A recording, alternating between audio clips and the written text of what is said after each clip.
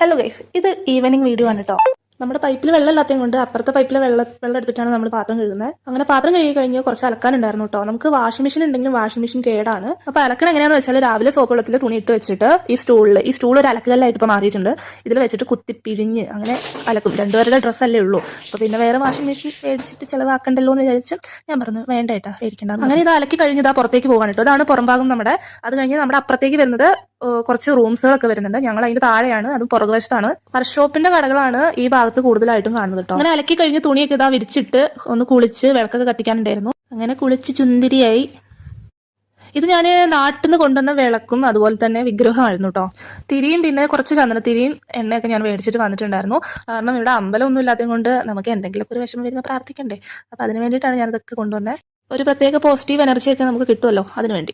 വിളക്കിൽ നന്നായിട്ട് കരിയാവും എല്ലാ ദിവസവും. അപ്പൊ അതുകൊണ്ട് എല്ലാ ദിവസവും കഴുകും, അല്ലാണ്ടെയും കഴുകൂട്ടോ. ഇത് ചെറിയൊരു അലമാരയാണ്. അത് ഇവിടെ ഒരു സ്പേസ് ഉണ്ട്, നമുക്ക് വിളക്കൊക്കെ കത്തിക്കാൻ പറ്റിയൊരു സ്പേസ്. എന്തെങ്കിലും സാധനങ്ങളൊക്കെ എടുത്തു വെക്കാൻ വേണ്ടിയിട്ട്. അങ്ങനെ ഞാനവിടെ ഒരു വിളക്ക് കത്തിക്കാനായിട്ടാണ് ഞാനത് എടുത്തിരിക്കുന്നത്. കുറച്ച് ആ അലമാരിന്റെ ഭാഗത്തൊക്കെ ഇങ്ങനെ ആവുന്നുണ്ട്, വെക്കുന്ന സ്ഥാനത്ത് ഇങ്ങനെ ആവുന്നുണ്ട്.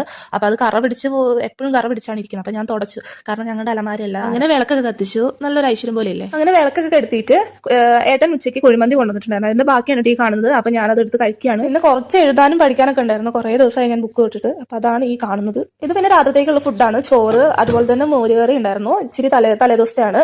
പിന്നെ ഇന്ന് രാവിലെ വെച്ച ചേരങ്ങ കറി തേങ്ങ അരച്ച് വെച്ചത്, പിന്നെ കുറച്ച് ബീറ്റ്റൂട്ട് ഉപ്പേരി. ഇന്നത്തെ വീഡിയോ ഇത്രയേ ഉള്ളൂ. ലൈക്ക് ചെയ്യുക, സപ്പോർട്ട് ചെയ്യുക.